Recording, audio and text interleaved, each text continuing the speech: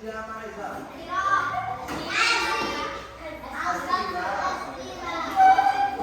Ahmad Raditya Akbar.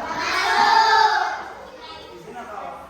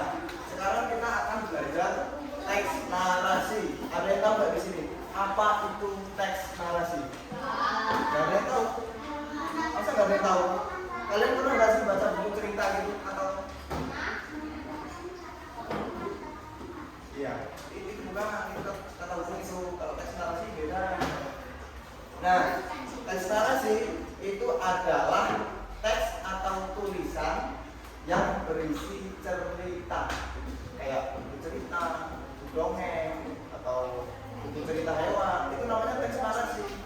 Nah, teks narasi itu ada dua jenis. Yang pertama, fiksi atau bayangan. Fiksi itu nggak nyata. Fiksi itu buat-buatan, dongengan, dibuat-buat hayalan. Ya. Contoh teks fiksi, teks narasi fiksi itu dongeng. Tahu timun mas nggak? Tahu.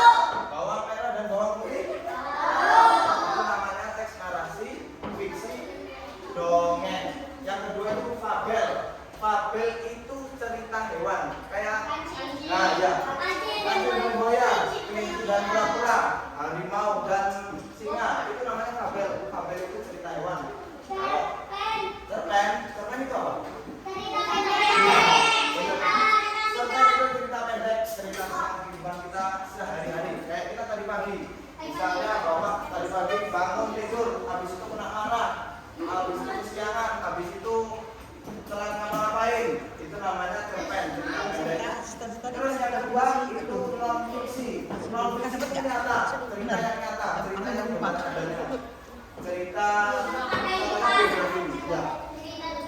cerita tentang kehidupan seorang yang nyata itu kayak N.A. Kartini, Ki Hajar Dewantara, atau cerita-cerita orang-orang yang terkenal. Itu namanya biografi. Ya itu namanya cerita biografi Willy Salim. Ya itu juga masuk. Itu juga masuk.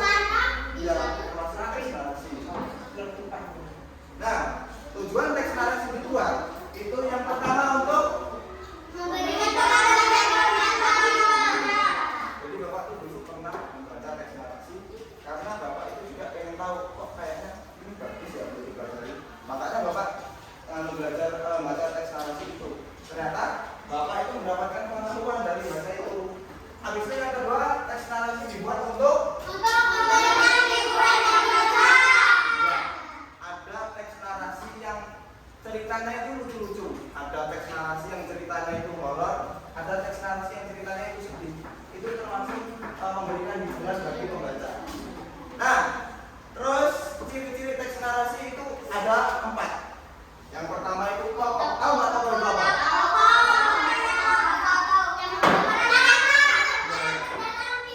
Ya, misalnya cerita Kancil dan Buaya. Siapa tokohnya? Kancil sama Buaya. Ya, itu tokoh. Kalau yang nomor 2 latar. Latar itu ada 2.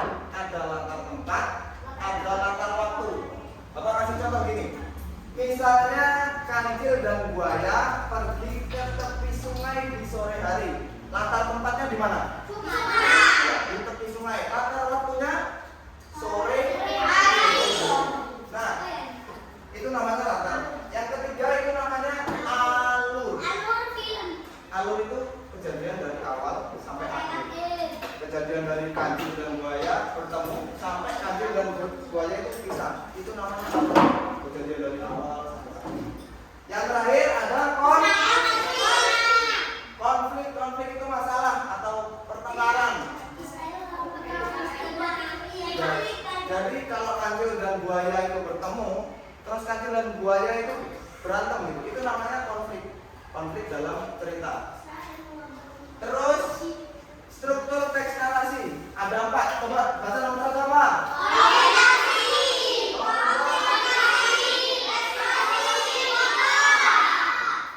Ada yang tahu nggak? Di sini apa? Ada yang tahu? Orientasi, dengerin. Kalau mau dicatat juga boleh. Orientasi itu adalah bagian pengenalan cerita.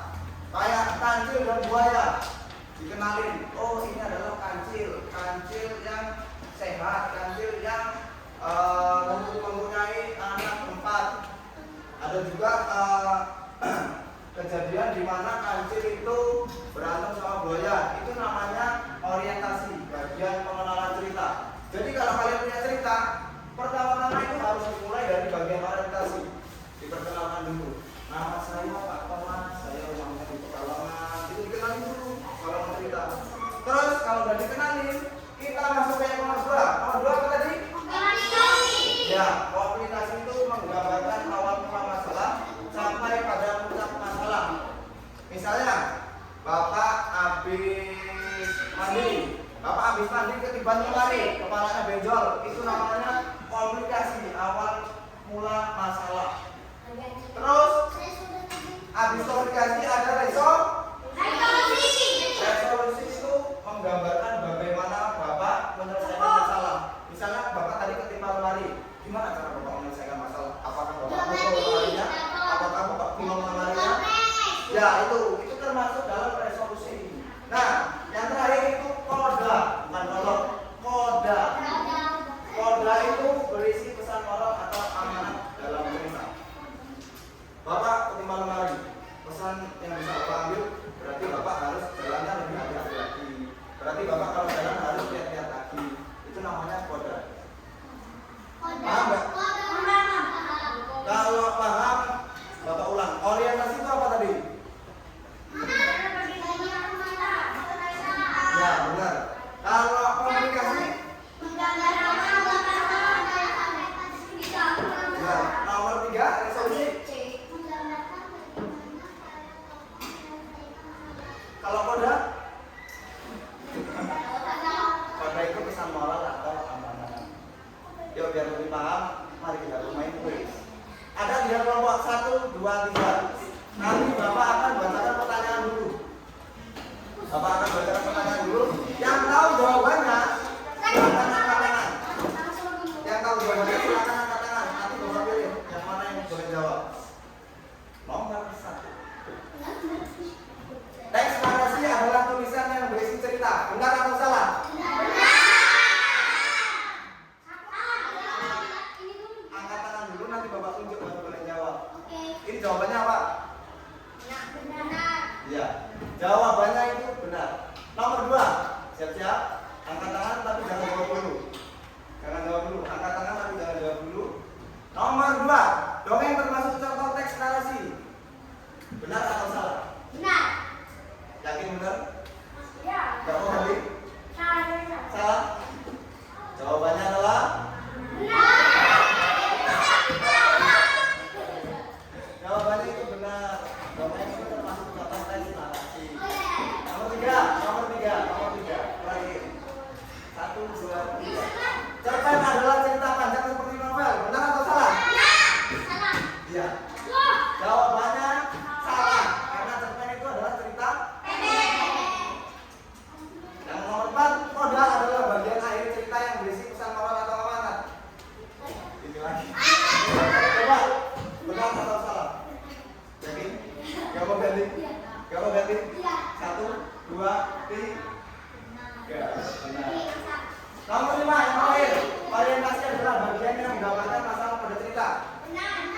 Benar? Benar atau salah? Orientasi itu menggambarkan masalah pada cerita. Jawabannya salah. Yang menggambarkan masalah pada cerita itu aplikasi.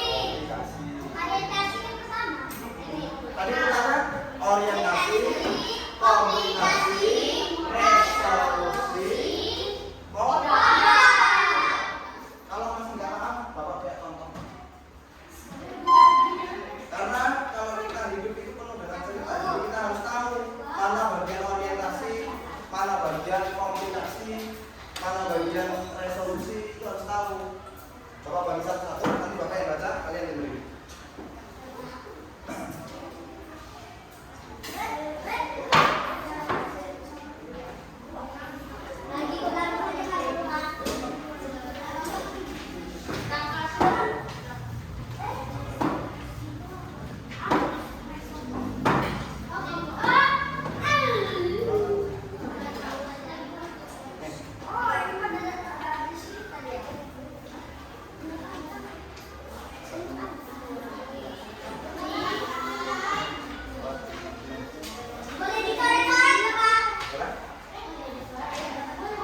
Sudah bersiap? Siapa yang bacain? Kancil dan kawanan buaya. Bisma. Nanti kalau yang nggak nyimak, nggak tahu. Pada suatu hari yang terik, seekor kancil tengah berjalan-jalan di dalam sebuah hutan. Dia terlihat menyusuri hutan seorang diri dan mencari makanan karena persediaan makanan di dekat tempat tinggal yang sudah mulai berkurang. Saat tengah asik menyusuri hutan, ia melihat pohon timun yang sedang berbuah lebat. Sayangnya, pohon itu berada di seberang sungai. Sungai itu pun dipenuhi oleh buaya-buaya besar. Tetapi kancil tidak kehilangan akal. Ia mempunyai ide untuk menghadapi kawanan buaya yang terlihat besar dan mengeras. Masuk ke bagian komunikasi. Halo buaya, apa kabar kalian? Tanya kancil kepada sekawanan buaya. Ini adalah contoh kalimat langsung. Kalimat langsung atau tidak langsung? Langsung. Benar. Tiba-tiba buaya yang berukuran lebih besar dari kawanannya muncul ke permukaan. Siapa yang berisik mengganggu tidur siang? Buaya tersebut tampak luka. Buaya yang lain pun ikut menyahuti dengan ketus sapaan si kancil. Mau apa kau kancil? Mau menjadi santapan kami? Mendengar ancaman tersebut, kancil tidak gentar sama sekali. Kancil malah menjawab, tenang dulu buaya, aku kesini membawa pesan dari sang raja hutan, singa. Jadi jangan dulu kau makanku. Dengan tatapan yang ingin tahu, buaya-buaya itu pun penasaran dengan pesan yang dibawa oleh kancil. Raja hutan memintaku menghitung jumlah buaya di seluruh sungai karena beliau ingin memberikan hadiah. Nah, sekarang panggillah teman-temanmu biar aku bisa menghitung jumlahnya. Kata si kancil begitu. Buaya-buaya tersebut pun bergegas memanggil teman-temannya. Ayo sini kumpul-kumpul para buaya. Mereka tampak senang dan tidak tahu bahwa kancil sedang memperkalat mereka. Buaya-buaya tersebut kemudian berbaris rapi di permukaan sungai. Itu bagian komunikasi. Lanjut ke bagian resolusi. Setelah kawanan buaya itu berbaris, kancil lantas melompat sambil menghitung buaya satu persatu. Namun ternyata itu hanya siasat cerdik si kancil agar bisa menyeberangi sungai yang dipenuhi kawanan buaya.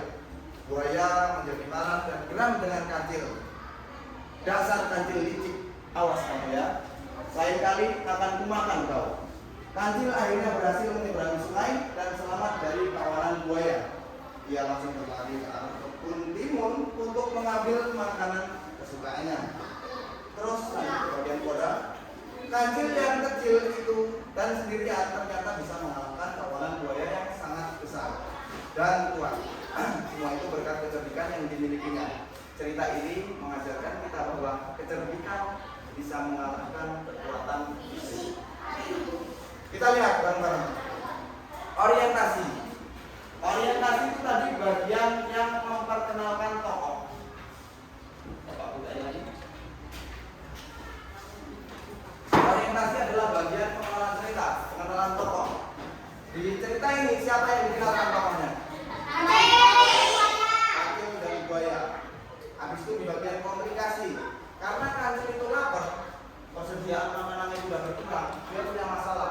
Masuklah ke bagian komunikasi, menggambarkan awal mula masalah sampai pada puncak masalah. Awal mula masalahnya itu karena kancil lapar. Jadi kancil lapar itu bingung. Kancil bingung. Ada makanan di seberang sungai. Ada makanan di seberang sungai. Lalu ada buaya. Kancil bingung. Mau makan kok ada buaya. Daripada dimakan buaya, dia nyari akal. Gimana caranya aku bisa tetap makan tapi nggak dimakan buaya? Itu masalahnya. Terus di bagian resolusi, kancil tadi kan punya ide kan? Apa idenya kancil? Tahu nggak? Ya, menghitung buaya. Buaya disuruh baris, disuruh hitung. Dilompatin 1, 2, 3, 4, 5. Itu namanya resolusi. Resolusi itu bagian menggambarkan bagaimana tokoh menyelesaikan masalah. Menggambarkan bagaimana kancil menyelesaikan masalahnya karena dia lapar. Terus di bagian yang koda, bagian yang terakhir. Koda berisi pesan moral atau keamanan dalam cerita. Pesan moralnya apa? Coba dilihat.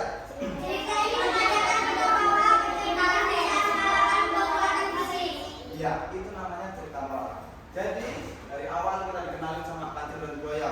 Habis itu kancil punya masalah kelaparan, tapi ada buaya. Habis itu kancil punya ide cerdik. Kancil menyelesaikan masalah laparnya. Dia menghitung buaya 1, 2, 3, 4, 5 sampai ke seberang sungai. Habis itu kita dapat pelajaran. Itu tadi pelajaran. Nah, karena sudah tahu ada struktur teks narasi, sekarang mau bapak teks.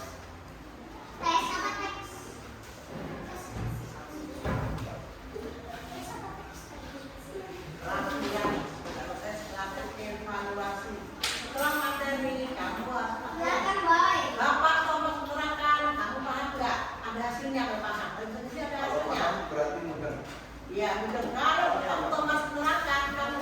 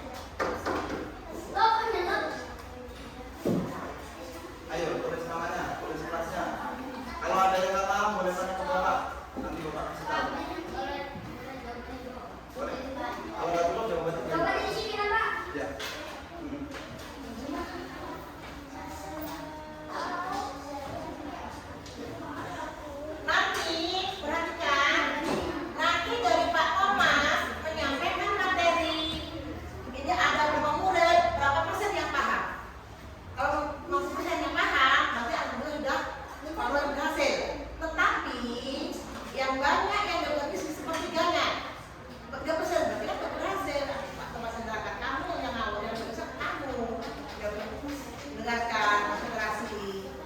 Buku Pak Thomas nanti.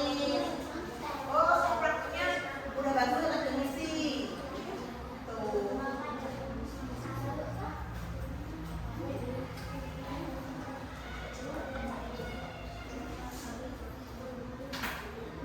Ayo dijawab kok ini sampai selesai. Kata minggu kemarin kan contoh kata umum ya. Contoh kata umum kayak dan bagaimana jadi gimana itu kata-kata umum akan tetapi kata yang menghubungkan satu kalimat dengan kalimat lainnya.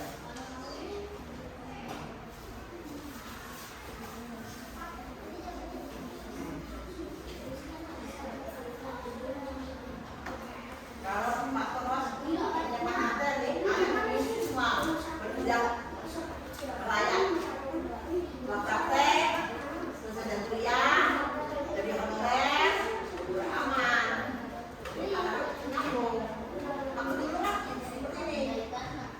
Praktek, ada evaluasi. Untuk porsinya praktek loh, lanjut ke ya. Bukan tidak tahu. Bukan tidak anak itu ada yang nggak ingin masih ada. Mau saya, ibu besok mau sendiri untuk semua untuk pengalaman praktekan. Pasti tidak apa. Emang boleh? Coba cari kata umum.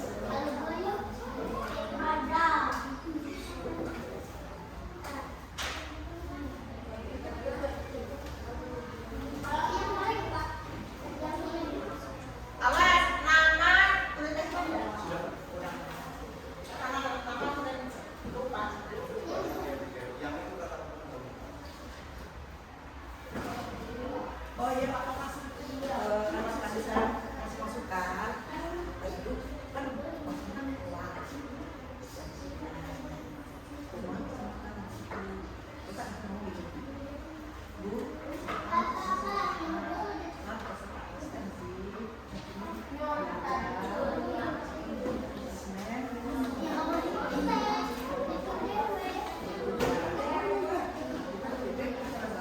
kalau nggak waktu hanya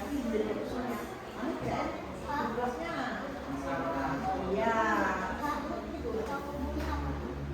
sambung Kata sambungnya nggak tahu. Minggu kemarin sudah belajar kan? berarti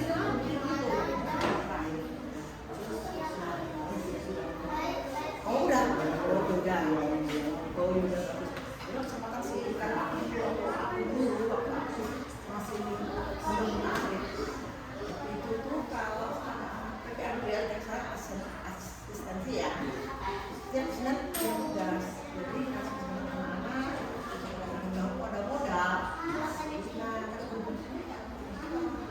paling selesai di nasional lah terus modal modal kilau bela itu semua nak habis dia jadi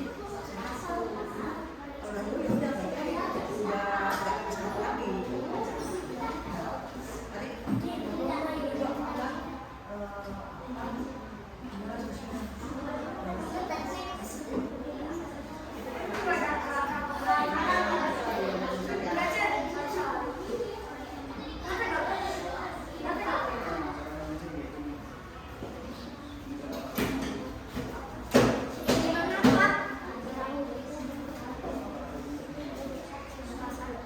boleh kamu buka buku catatan kamu memahami tak makanya itu biasa ada biasa ini kamu pahami tanpa lagi diteliti bahasa Indonesia dipahami diteliti dimengerti itu bahasa Indonesia katanya buka buku Cari ini semua, Pak. Cari ini semua. oh ini udah